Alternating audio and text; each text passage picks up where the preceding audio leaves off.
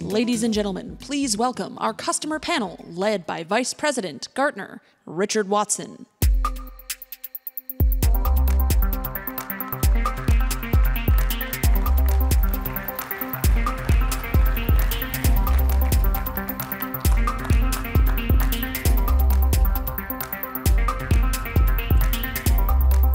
Good morning. Welcome to the panel. We're here on the last day, and we're going to reflect on the things we've heard all week at the sessions, in the hallways, in the alcoves, and hear about what's next for Comcast and Home Depot and Mastercard. So welcome to Rick and Sheetal and Rick and Greg. And so the first thing I'd like us to do is just to level set a bit. Put a pin in the map of your journey, just to let everyone know where you are in your adoption of Cloud Foundry and Spring. Let's start with Rick and work this way. Okay. Well, we are, I guess, about 8 months into our journey, about to go into production with our first couple of applications. We're multi-cloud. We're spread out across. We're already globally distributed, so that's what we're going to do right away. So we're sort of starting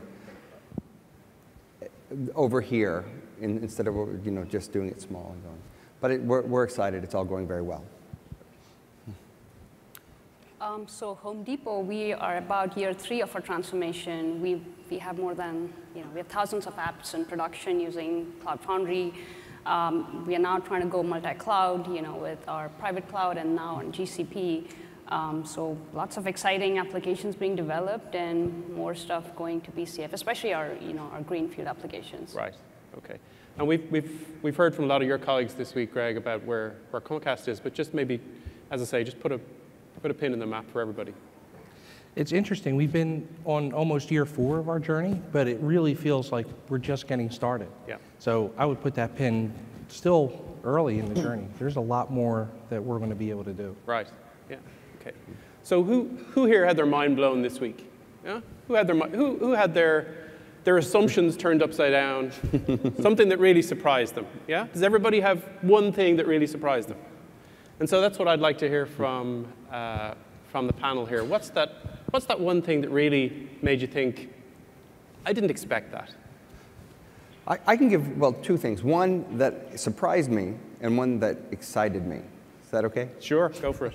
So I was surprised by the small footprint PCF. That opens up so many new use cases where it didn't fit before for us.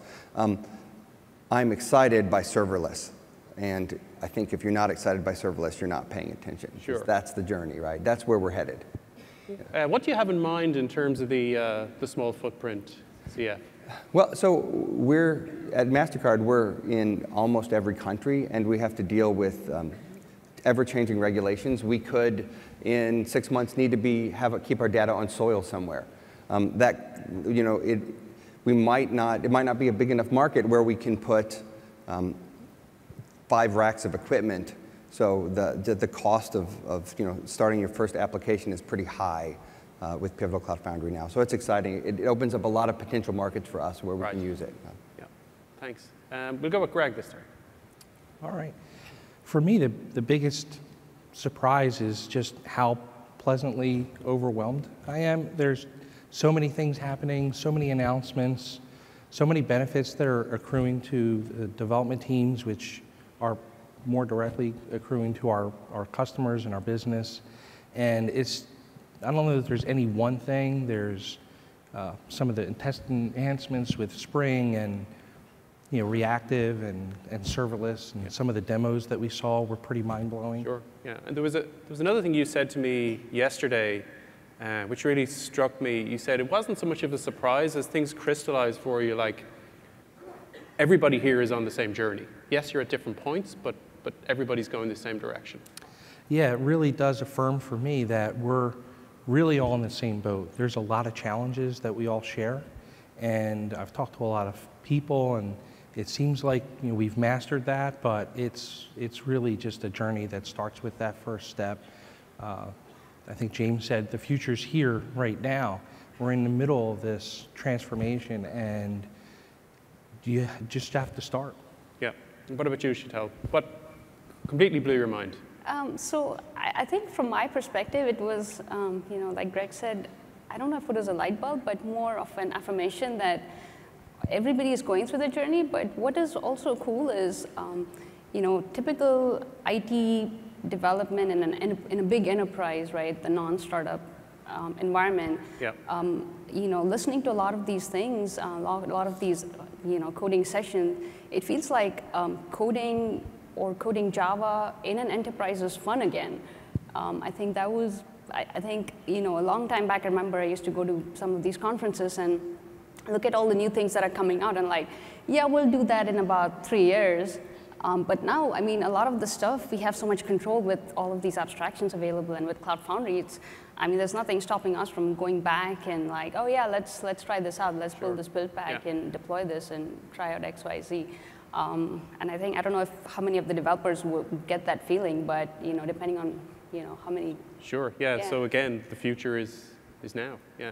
And actually, that's a good point for us to jump off and think about programming languages. Because obviously, Spring, long association with Java, but of course, it's not just Java now. And I wanted to ask you. Let's start with you, Sheetal, since you're closest to the app dev side. How much life is left in Java in what you're doing in Home Depot? Are you considering Kotlin or other JVM languages? What about .NET? Well, looking at all of the new stuff in Spring Boot 2 and Spring 5, I would say a lot is left. I can't put any numbers on it. Obviously, with Cloud Foundry now and the build packs, the developers now have the choice of picking the right tool for the right job, the right abstraction for the right job. So there's more conscious decisions being made, or at least they have the chance to make those conscious decisions. But that being said, Java is still the bread and butter of our backend services. Right. I don't see that changing anytime soon. But yeah, there's a lot of Node, Go, serverless. We'll see what that brings to the table. So yeah, so some opportunities around the edges, but absolutely the core is still Java. What about you, Rick? We had a quick conversation yesterday, and very rightly you pointed out to me that people mean different things when they say Java. Sometimes it's a platform, sometimes it's a language, sometimes it's a set of specifications. So what's your take on Java now?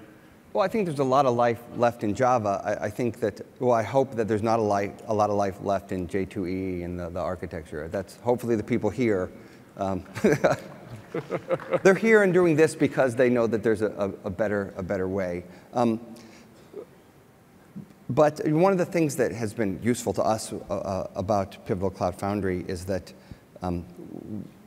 we have shadow IT like almost everyone does, and recently we found a Rails app that someone was kind of doing off on the side, and we can put that on our platform. And we couldn't have done that if we were running WebSphere. Right. We couldn't have done that with other environments.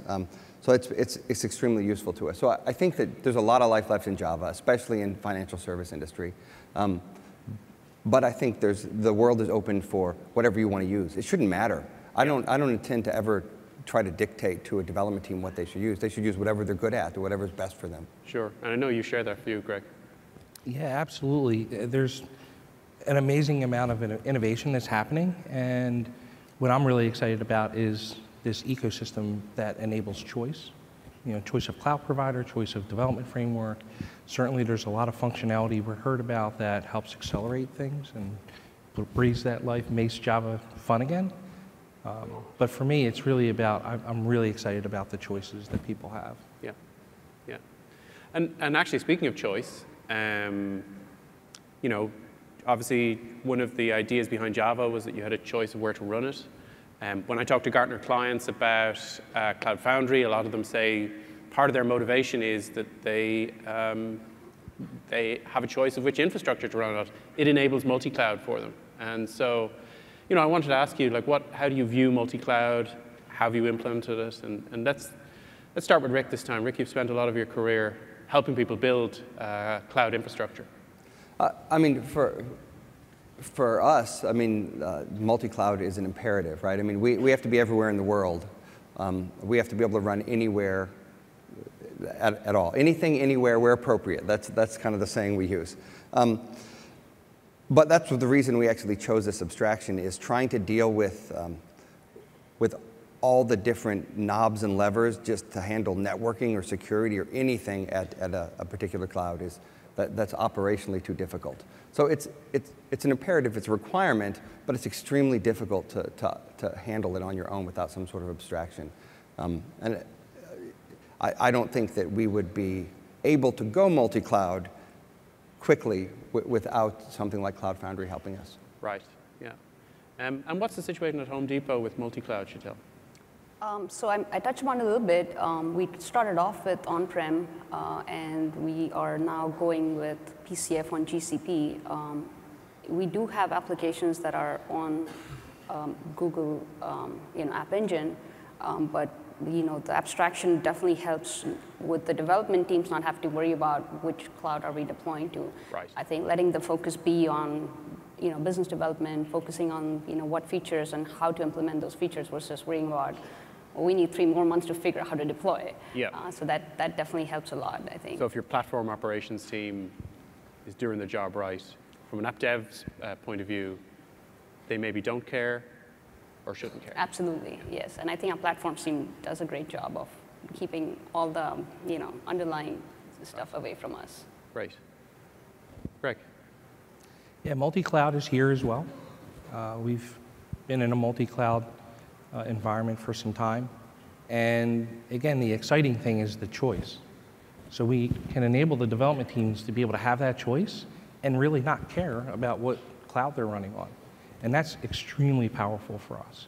So being able to see all these different choices, whether it's development frameworks or cloud provider, it's an exciting time, it really is. And then having almost near zero concern from the development team, and they can focus on creating great software. Right, yeah. And what is the power of having that choice of infrastructure provider? What does that enable you to do? Yeah, we've had our application team giving lots of talks, and what's really a powerful moment for me is seeing them be able to deliver from a new idea to publishing an app in the App Store in about 10 weeks because of all the enablement that they've leveraged on top of my platform. So our development teams are creating services and services platforms on top of our platform, and that's enabled us to go from zero to market in 10 weeks with AI, machine learning. It's really just incredible. Sure. And I think we're just getting started. Mm-hmm. Great. So, when we see the adoption talks this week, there's been a lot of talks about transformation and how people kind of got to where they are in the journey with Cloud Foundry, with Spring, and so on. And when we see the talks in 30 minutes, you see a compressed kind of timeline. And it can look often like they made all the right choices. They started at the bottom and they found all the right stepping stones to jump onto to get where they are. But of course, life doesn't work like that in real time. There are dark days, there are challenges. What were your dark days, Rick? I haven't thought about this one. So the dark days aren't technological usually. When you're going on any journey like this, you're disrupting people's views of themselves and their lives and their careers. And so I think culturally and organizationally, that's the difficult part. It's not the technical part. So trying to make sure that as we go along this journey and start making these changes, that we bring people with us and don't just chase them away, and that we don't increase anxiety, that we let people know, whether they're developers or they're infrastructure engineers, that they're going to be more valuable to the company when we do this. They're not done. It doesn't, the stuff they did in the past still matters to us. So I think that's been the difficult bit. And any hard times we had were with that. We're with personally with people and with culture. So we have to take our technologist's hat off and become It'd be easy change to agents. Just beat technology onto people, but that doesn't work very well. Yeah. Would you agree with that, Greg? Absolutely. Number one KPI, employee happiness. It's indistinguishable for people to talk to us who's on the infrastructure platform, development teams. Yeah. And that's, to me, that's very flattering and rewarding. That's, we're here. And the people part is absolutely the #1 level of focus for us. Yeah. Okay, last question to Sheetal. What are you going to do when you get back to the office? So Monday morning, hit the office. Based on what you've learned and seen here, what's next? I think the first thing is to ask our platforms team when we get PCF 2.0, probably. Well, there's a lot of great stuff, I think, in Spring. The reactor stuff, the serverless stuff, lots of stuff that our application teams can pretty much, start day 2 as soon as we get back. It was heartening to see some of the design, the discussions around CQRS and some of the design patterns that could be used for legacy applications, and how do we, take that big ball of mud and move it over. It's a great point, yeah. So it's not just right. New, not just net new 12-factor stuff. It's absolutely. So I think the Kubernetes, the PKS announcement is very exciting. We'll see how that helps us with some of those problems. So lots of stuff to try, both from the platform side and the application side, I think. Great. Okay. Well, thanks, Sheetal. Thanks, Greg. Thanks, Rick. Really appreciate it. Thanks, everybody, for the discussion today.